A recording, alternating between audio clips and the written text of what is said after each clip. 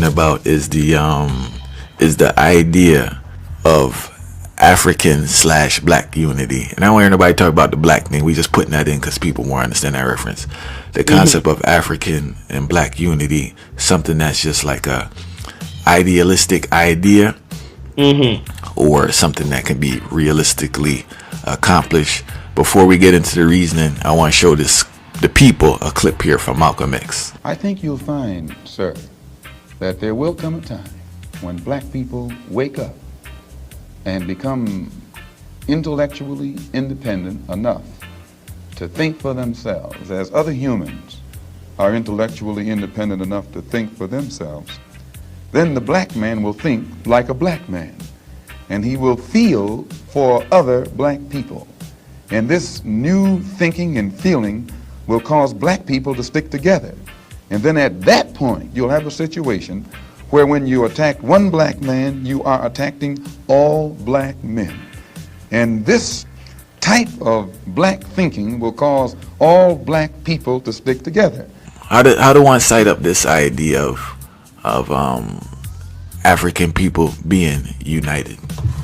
Then when I is a Rastafari, and as a Rastafari, that means naturally make I a Pan-Africanist, because Marcus Garvey philosophy and Malcolm X philosophy, and all of our teacher them will follow. You see, I see African unity as something that is very realistic, and I emphasize the realistic aspect of that, because if I never see that as something realistic, to tell the truth, I wouldn't dare start a fight, because I just feel like people am currently brainwashed and kind of depend on a different agenda, and that is why them naturally it will be a harder task, because the realms of colonization still sitting at the mind and the heart of the people, so it make it more difficult. But most naturally, this is a realistic thing, and it's far above idealism.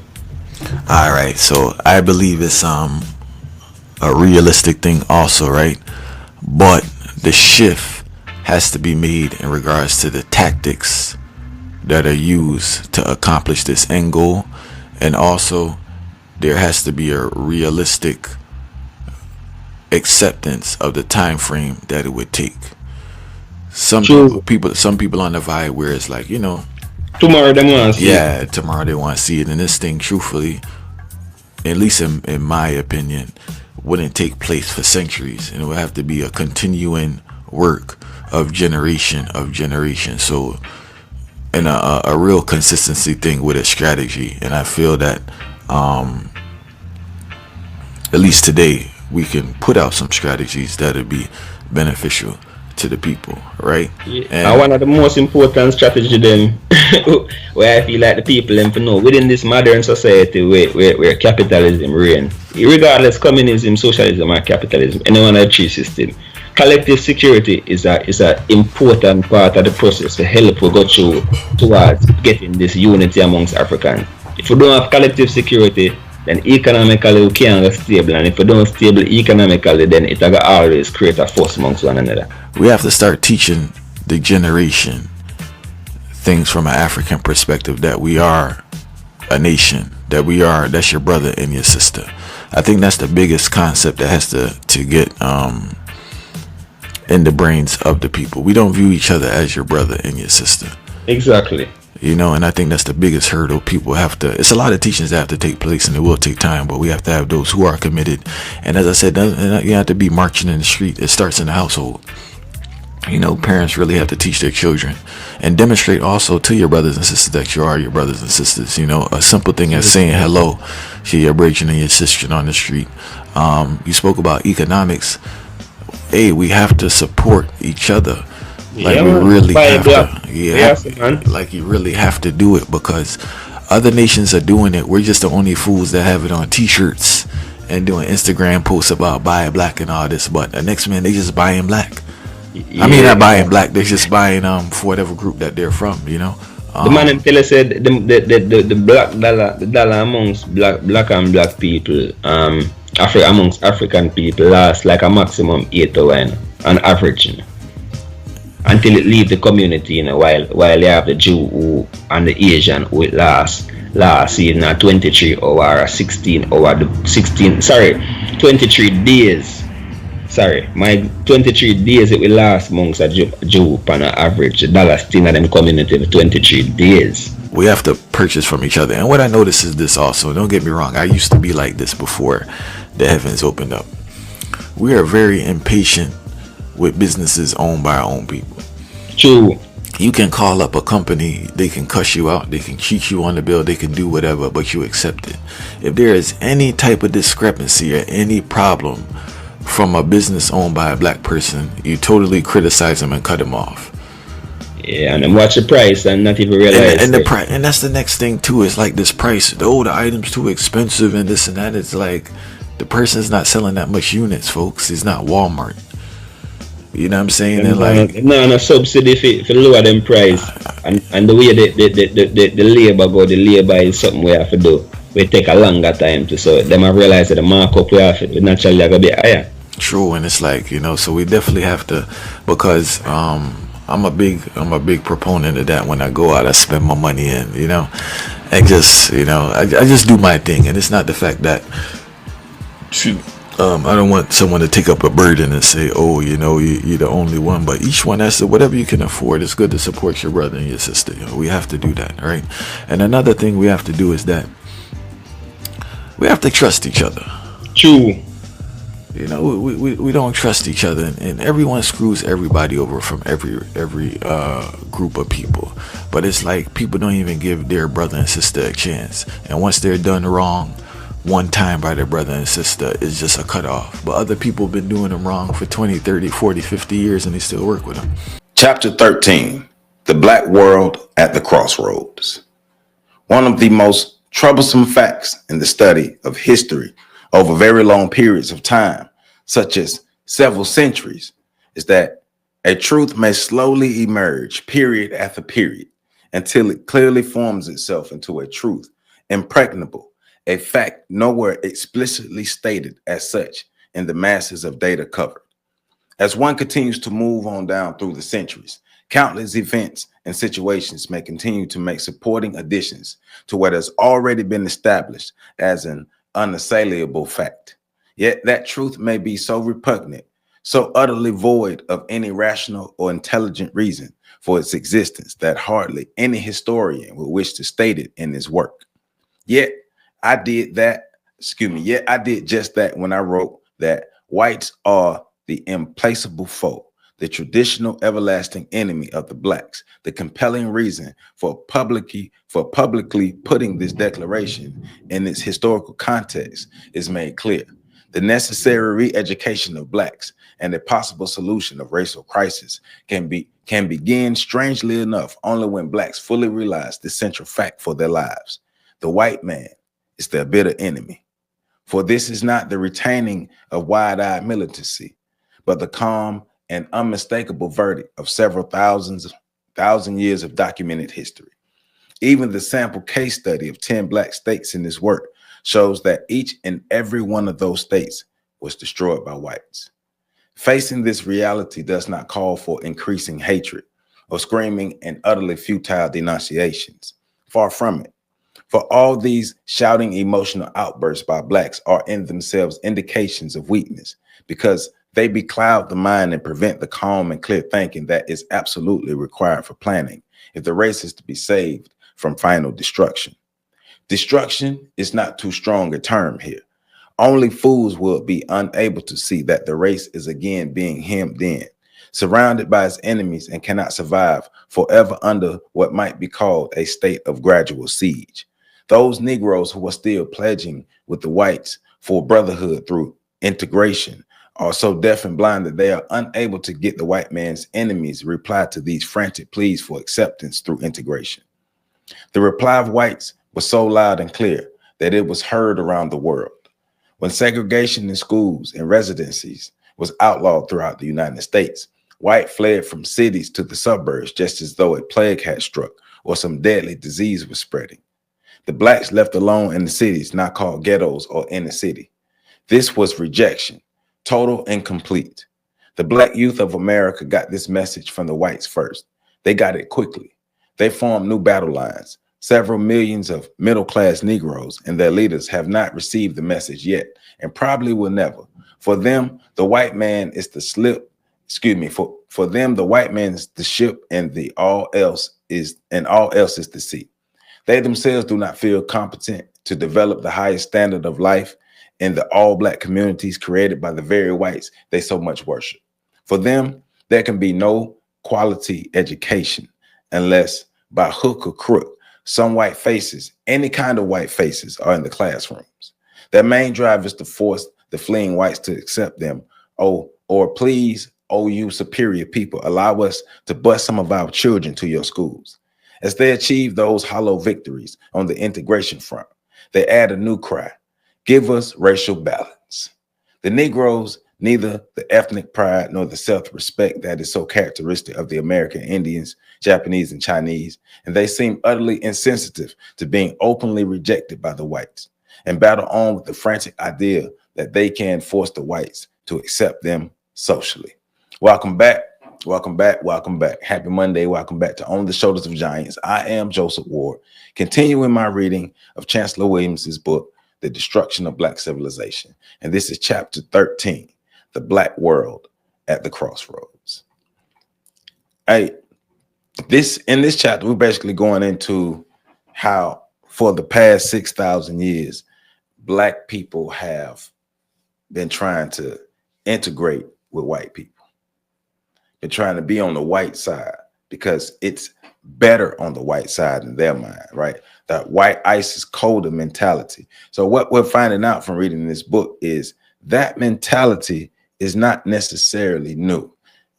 It's not even close to being necessarily new. That mentality is what helped Black people. And I've said this plenty of times. That mentality is what helped Black people throughout the ages, from the first dynasty of Egypt to now, to be able to fall to their enemies, because they always look at their enemies as something that they should integrate into, as something that is better than what they have. They have to be a part of it. And even now, in these days, we did a breakdown on the city of Baton Rouge, Louisiana, when I can't think of the name of the suburb at this moment, but that suburb, the white people moved away. At first, they wanted to change their school district. They wanted to get away from the Black school district. The Black people said no. They blocked that. The white people said okay, and created their own town. And Black people are mad because they want to follow them. We have plenty of examples of that throughout American history, throughout the world, right? So the main thing is white people are one of the main reasons that Black people continue to crumble. It's either white people are destroying what we have, or whiteness is the goal that we're trying to achieve. But we forget, like I read earlier, that the white man is your bitter enemy. The white man is your bitter enemy. The white man is the reason we are in this situation that we are in. Yes, Black people have played a part of it. Black people have contributed to it, but the white man is the foundation. Racism and white supremacy is the foundation of all of this. And we should not forget that.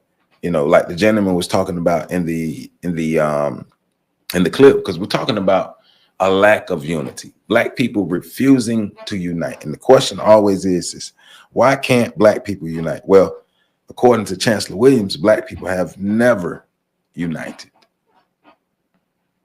If we have, it was only briefly. But for the masses of Black people, and for an extended period of time, we've never united. 6,000 years of evidence presented to us by Chancellor Williams, and us lacking the ability to unite has always been our Achilles heel. But it's also, as I read in the last video, it's a part of the built-in culture. We can unite, but only for small periods of time. We should be able to unite against our enemies, but we can't because we're too busy trying to integrate, or the word that Chancellor Williams is using is amalgamate into the culture of our oppressors, which is crazy. And we're still doing it now in 2025. The white man's ice is still colder, and that's a problem. So let's work on changing that, but let's learn more about who, what, where, why, and how, right? So we're picking up on page 331, the first paragraph. One major reason why young Black America understood the white position so quickly was that by some happy circumstance in history, they were more closely attuned to the great common people and therefore shared their common aspirations and common sense. Common sense. No one has to tell them that there can be no bigger farce than the integration of hated and oppressed Blacks with the very white enemies that oppress them. Both the farce and integration and the everlasting white enemy are regularly highlighted in the world's press. Race riots in integrated U.S. armies in Europe and even at war in Indochina. Race riots in camps in USA. Race riots on battleships of integrated U.S. Navy, and in short, open combat between Blacks and whites when they are forced together as equals. Keyword, forced together as equals. Many groups of people have already told us that you cannot force us to be together. It has to be a natural process. And when you try to force it, that's when you get contempt. There's a place of harmony, of course, when the Blacks humbly stay in their place, their subordinate place. Using the courts to force whites to accept Blacks as equals is quite futile, even when and if all the thousands of court battles are won. White America is overwhelmingly against integration, and white Americans are no different than other whites throughout the world. The only instance in their history when integration was welcome were when the outcome would put them in a more dominating position or one of personal security, money, and prestige they could never otherwise achieve. Hence, because of the high premium many Negroes give to a white skin, the most ordinary whites will eagerly marry any Black star or any other Blacks if they have money. If they have money. But in no period in history, and this point is important, have the masses of Blacks sought integration and general amalgamation with the whites. I'm gonna read that again. But in no period in history, and this point is important, have the masses of Blacks sought integration and general amalgamation with the whites. Doing all of their trivials, their pride and race was steadfast. This so-called self-hatred actually reflects a sense of futility and despair over lack of leadership and unity for action. They, the Black masses, rejected general integration as a movement to obliterate the Black race as such. The Black masses still reject it. I have pointed out blind alleys into which we are being led by leaders whose aims and objective are quite personal and not those of the Black masses. The Black masses demand absolute equality on all fronts, precisely the same rights, privileges, and responsibilities as all other citizens, and without any exceptions whatsoever. This obviously includes the right of every individual to attend the school or college of his choice, rent or buy a home wherever he pleases, marry whom he pleases, white or Black, and to freely use all places of public accommodation, all of which is a far cry from the doctrine that all of this must necessarily include a white presence to be valid or a mass movement by the race toward amalgamation. The presence of whites in any given situation should be incidental, if considered at all. What the Negroes referred to above seem incapable of grasping is the difference between a good school and a white school. I'm gonna say that again.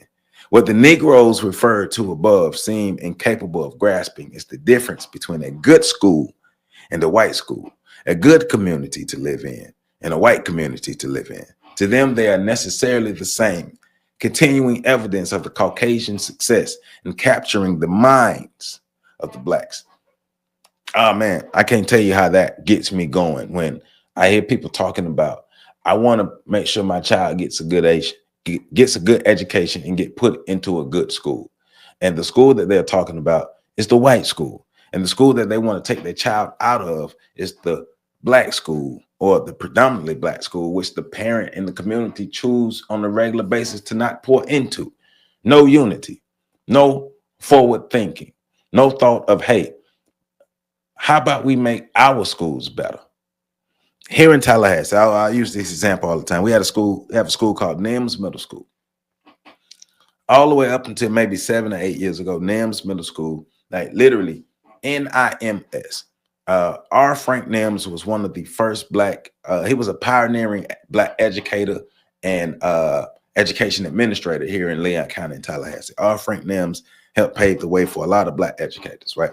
So they named the school after him, NIMS. They made NIMS a acronym for Niggas in Middle School. The middle schoolers made that up because that was the culture and the mentality of the people at the school. And it was that for a while until the community, the parents, and the educators, faculty, staff, and administration decided that it was enough. And they made a change. And that school went from being the niggas in middle school to one of, if not the premier middle school in the city, because the black people united and came together and made it better. I'm just saying. The motherland at the crossroads. The problem is essentially the same in our African homeland. There too, white is still the standard of excellence of what is right, wise, and best. I personally know a number of African presidents and ministers who are not there to make important decisions without the guidance of white advisors, men who often know far less about the questions at hand and the presidents and their ministers, like the Agent Ross in Black Panther, right? But they all feel the need for a white seal of approval. The blacks therefore still have a long way to go in order to achieve The blacks therefore still have a long way to go in order to achieve absolute equality as free men among free men. They have a long way to go in the United States and the numerous other areas in which they all live over the world. In Africa at this writing, and remember this is around 1970, 1971 when the book was published, so it's probably writing in the late 60s, early 70s, right? Tanzania led in the first hard-headed, mass-oriented socioeconomic program that is expressly designed to raise the level of life of the whole people, beginning with those lowest down. It is a truly African program, drawing heavily on African cultural traditions. It was from this very inception too much for those of the elite who think of independence as a mere transfer of power from a white ruling class to a black ruling upper class, leaving the masses no better off than they had been under colonialism. These are the kind of smug and cocksure leaders who are preparing the ground not for military coups, but for mass uprisings such as Africa has not yet witnessed. And so these leaders, people who we continue to follow, the people who we continue to vote into these leadership positions, the people who assume these positions, and we just say, okay, well, I like the way you're talking, so we're going to follow you. It leads us into a place to where we are encaving on ourselves, we're imploding on ourselves, and we're fighting with each other, uprisings. We turn to each other as the enemies instead of the real enemy. The first line of action should center around the study and development of nationwide, people-involved, self-help cooperative programs, village by village, town by town, and block by block. Each community would do its own development planning, the government's principal role being to provide advisors, training, technical assistance, and loans when and where those are needed. For people with little or no money, barter and exchange are the first steps toward economic salvation, the basis for capital formation. Increased food production should be seen as both wealth and health. The main emphasis would be inter-community relations between the various language groups and all development programs. This means agreement plans for each area to specialize in producing goods needed, but not produced in other regions. This is the direct route to national unity through cooperation in order to reach the goals desired and common by all language groups in each African state. This calls for thinking, planning, and hard work. Now, it is just here within the race where integration is not only needed, but it is mandatory to integrate within the race, not with another race, but with ourselves. We shall remain a weak people until we begin the drive for integration of blacks first of all, instead of battling to integrate with other people. Read that again, you know what I mean? We shall remain a weak people until we begin the drive for integration of blacks first of all, instead of battling to integrate with other people. The second great task of government leadership calls for furthering the home front economic development by aggressively working for African economic unity on a scale never before attempted. Interstate trade and other economic programs designed to deal with Asia and Europe must begin with unity of action in Africa itself, region by region, and then interregional or continental efforts if Black Africa is to ever free itself from the present economic morass. Nor will we be able to cover our failures by endlessly sweating and fuming over South Africa and Rhodesia. Black Africa can never deal effectively with white ruled areas until it deals with Black Africa itself first. You got to fix home.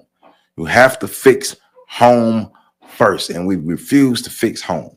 The foundation for everything we do or wish to do is economic. The word that simply means wealth enough to be really independent and having the means to do what must be done. Hey, we don't understand unity between ourselves as people, and we sure don't understand economic unity because people just want to have money. They want to have that feeling, that illusion, that space of freedom, that closeness to whiteness. I am free because white people recognize me. I have money in my pocket. I have white friends. White people allow me in their spaces. I'm white famous. I'm recognized in the white world. So I've made it. That's the idea that we've made it if white people accept us. We've made it if we're white rich. We've made it if we're white famous. We've made it. That's sad. But when we're just among ourselves, remember that's the chitlin circuit, when we're just among ourselves. If we have not noticed that every one of the great Black nations studied roles as a result of a variety of wealth producing activities, which enabled them to achieve set goals. If we miss this fact, then we miss the most important lesson they left us in this book. Another significant fact was the widespread trade between the early African states. Somehow they overrode the communications barriers about which we now hear so much.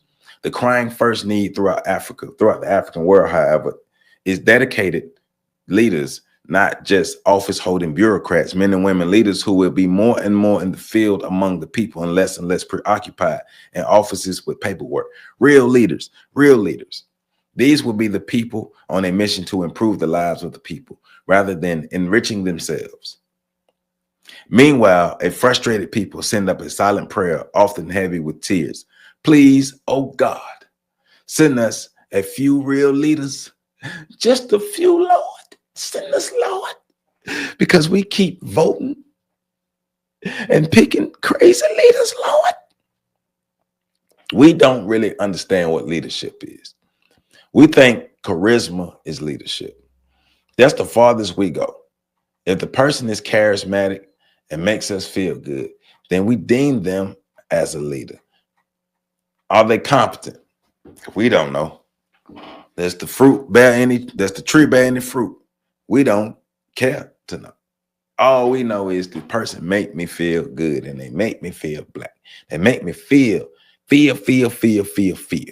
But nothing tangible, nothing real, no outcomes, no change, no unity, no economic independence, no economic building.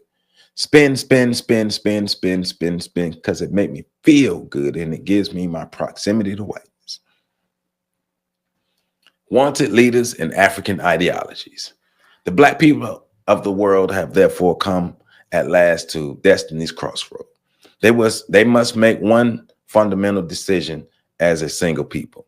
The one hopeful sign is that they are slowly and painfully coming to their hitherto beclouded senses, coming to realize that they are only one people with a common destiny, and that no matter how scattered over the world, the treatment suffered by one Black group is suffered by all.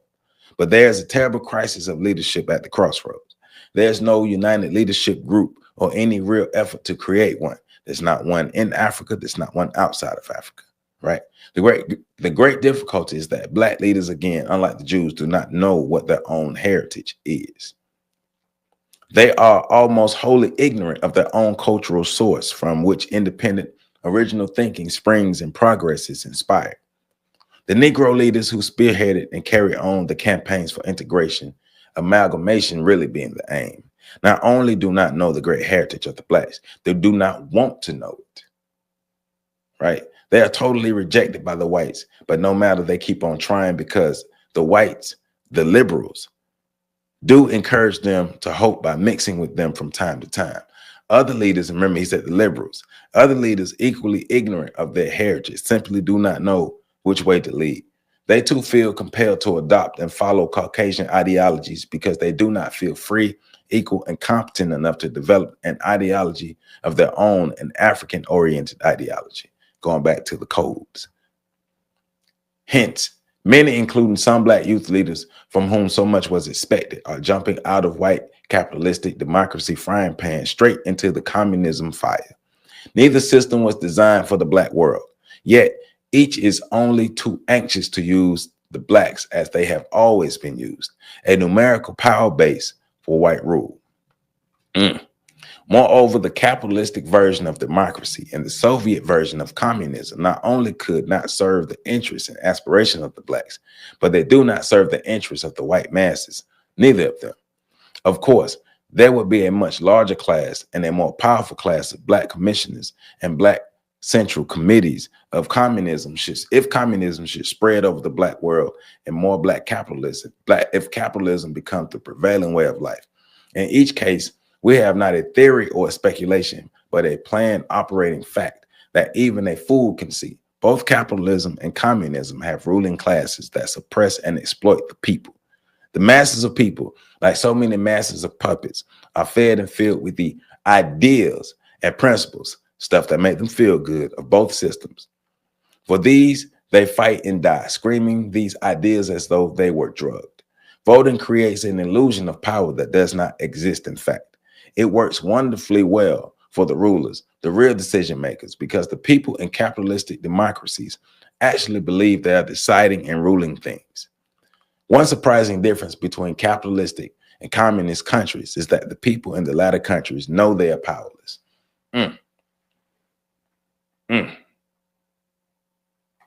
Just let that sit for a minute. Because if you ever talk to people from communist countries, they'll tell you. They'll tell you. Americans who know nothing of communism or even really understand capitalism. They live in the capitalistic system, but they only understand it in theory.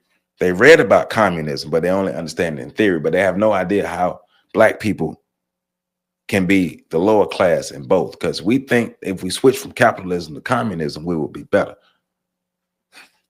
But the people who in power still want us on the bottom. When the United States assumed the leadership role of holding the line of the Western world throughout the world, Russia took over a similar role for the white Eastern European states. The hammer and sickle flag is different than the stars and stripes, but each now represents the same objective. Communism seeks to bring various peoples of the world under the white supremacy of white communist states under Russian domination. Our capitalistic democracy aims at doing the same thing, while white rule under American dominance. Hence the Cold War, which has nothing to do with communism itself. The so-called Cold War is, in fact, a contest between two of the strongest white powers for world domination. And nowadays, we see it's between America and China. And Russia is in that somewhere, but it's really between America and China, right? Because communism is not the real issue, as capitalism is not the real issue on the communist side. The United States will form alliances and give all our aid and support to a communist country just as quickly, or some say more quickly, as to a non-communist country. Anything to weaken not communism, but Russia, the chief white challenge for world rule, because it's all about money, power, wealth, and resources. And white people will challenge each other, but more so they will destroy us to get to it. As between these two giants, the choice of the Blacks can only be a choice between two groups of white masters, although the yoke and shackles of one are attractively painted red. Nor will the Blacks find their salvation in Mao's China or any third world in which they will still be a subordinate position. To be equal, they must first stand on their own 2 feet. To be equal, we must first stand on our own 2 feet. And this capitalism versus communism connection, the immediate trouble confronting the Blacks is that so many millions of them have been made so wholly dependent on the white race for so many generations that they have become mentally lazy. I'm gonna read that again. In this capitalism versus communism connection, the immediate trouble confronting the Blacks is that so many millions of them have been made so wholly dependent on the white race for so many generations that they have become mentally lazy. How many times have I said that, right? For these dependents have become comfortable. It frees them from the initiative, responsibility, and planning required from independent free men and women. Leave it to the white folks has become their unspoken creed. They have not yet come to realize that this attitude of dependence by so many responsible for the whole race being characterized as children and men being called boys. To be recognized as men, they seem not to know they must aggressively assume the role of men. And this is why so many black leaders expect the solution to the so-called race problem to be handed to them on the silver platter of white ideologies. This excuses them from both the mental task of working out their own and the labor required for actually carrying through a united action program, first nationwide and then worldwide, right? Because we don't want to put in the work. We're soft. We want white people to just say, okay, you right, we quit. You can be free now. We can be equal now. It don't work like that. They kicked our butts to get it. We got to kick butt to take it, right? It is needless to say what elementary common sense dictates, which is that when the African people achieve enough unity to develop the ideological guidelines for their own advancement, they will draw what is best for them from any or all existing systems as a simple matter of course. For whatever an African organized way of life may be, they would not hesitate any more than Stalin and the Soviet leaders when they brought in capitalists from the United States, Germany, and England, not to adopt the capitalism, but to learn those capitalistic skills, techniques, and methods, which would be useful in building a great Soviet Union.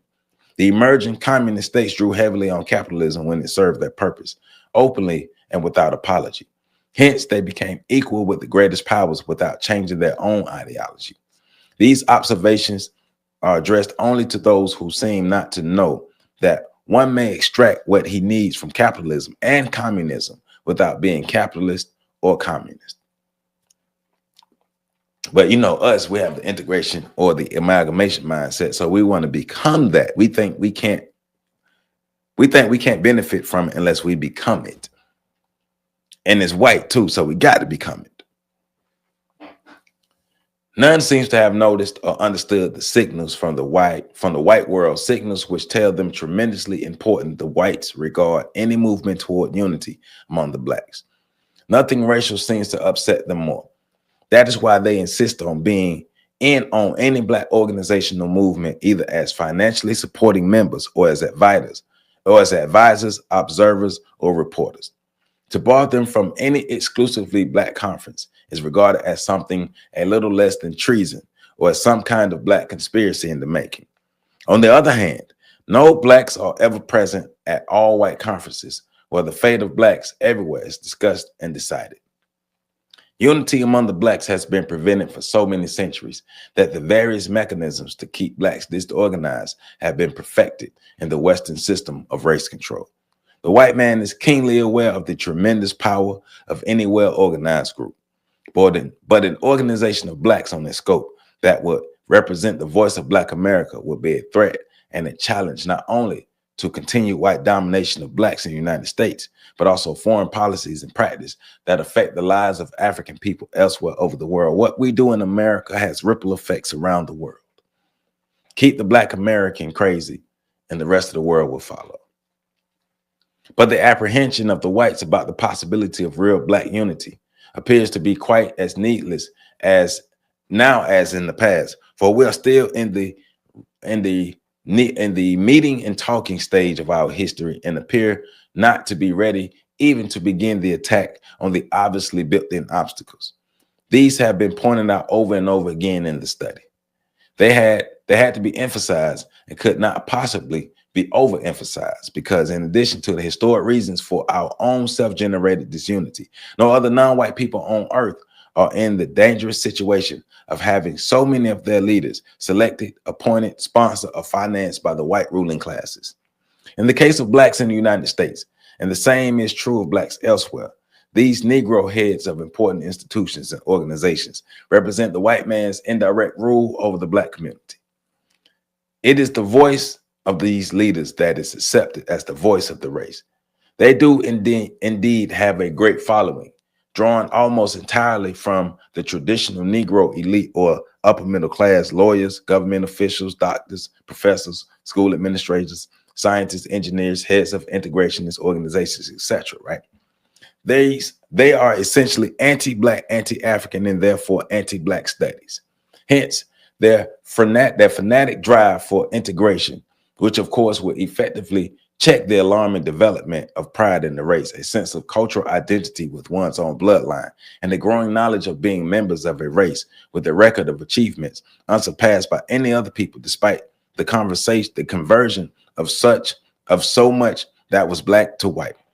This Negro leadership was destroyed even at its inception by forcing the black youth of America more directly under white education direction and control. A vengeful striking back at black youth for starting revolts against their mental enslavement in the first place.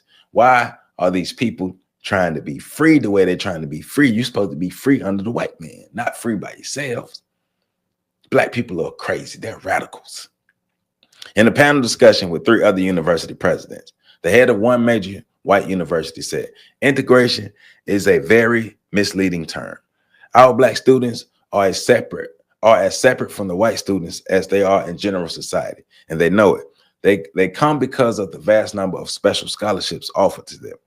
This is a wise program from our point of view. It brings more of our future black leaders into a more traditionally American environment. We are not disturbed by their demand for black studies, for these, of course, will be gradually phased out as their emotions cool.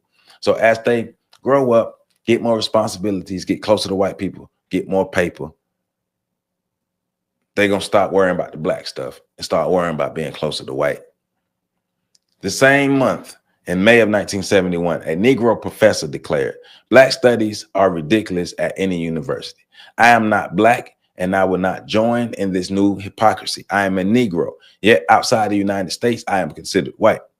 On a recent TV program, the head of a militant black movement went even further. In response to a question, he said, look at me. I'm neither black, Negro, or African. I am a Moor. My roots are in Asia. But he was born in Mississippi, right? But the moderator pressed, you call your movement a black movement, huh? The great Moorish leader replied, that's strategy. Apparently satisfied that the black masses did not hear him, or if they did, would not understand that we're using you to get to where we need to go. We're going to use this moniker of blackness, but we're not really trying to advance the black people, because we're not really for black people. We're for ourselves. Quite relevant to all this, I have made several points above. One was that notwithstanding the white man's well-developed system of maintaining this unity within the African race, he is still disturbed by any signs of a movement towards unity among blacks and goes into action in any subtle ways to offset it. The important point is the most disheartening. This is a fact that the white man really has nothing to fear from any effective unity among blacks for a long, long time, because he himself installs and blacks most of the key leaders of the race, 2 of which I have just quoted above, and the number is legion. We still have in the 1970s, therefore, exactly the same unique problem that confronted Africans in Egypt over 6,000 years ago, pointing out what I was saying at the beginning of the video. And we challenge any student of history to point out any other people who are or have been saddled with a perpetually disunifying and progress checking problem of this magnitude.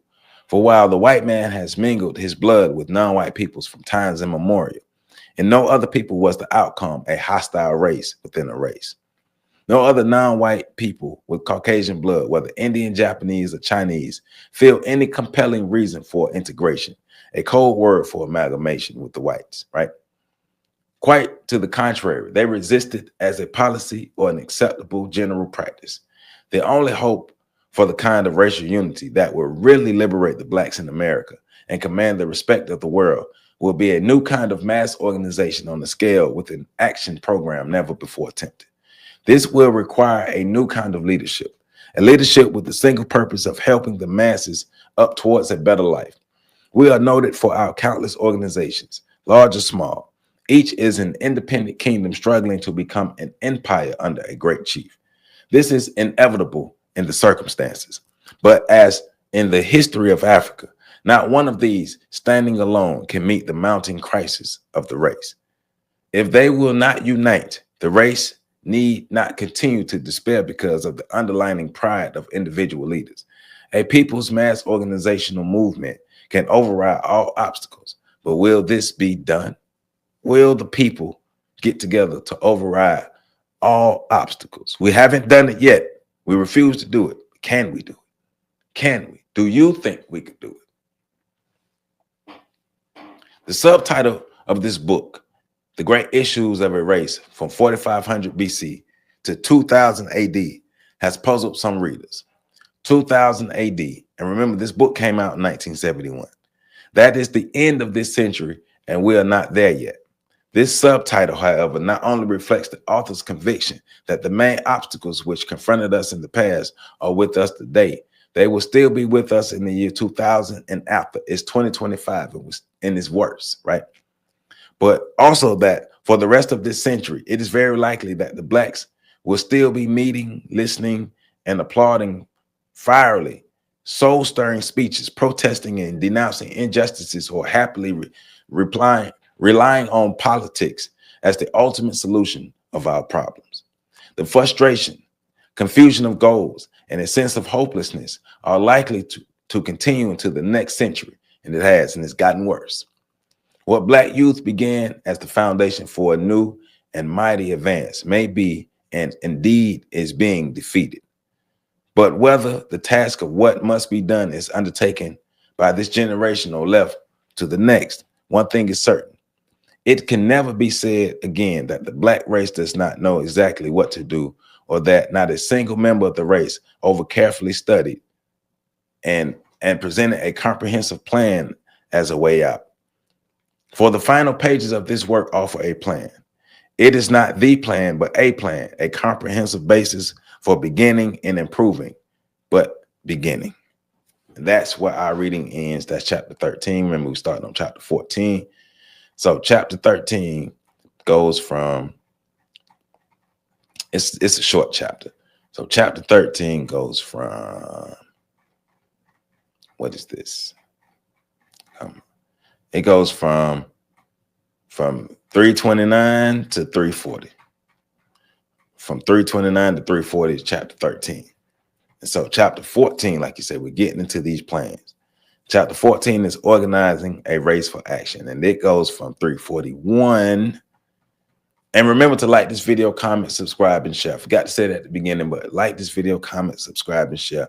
We need to make sure as many people get this information as possible. People need to learn this information, learn from the past, get these plans, and start implementing this stuff. Reprogramming ourselves, getting it in our mind to know what to do a bit different. It goes from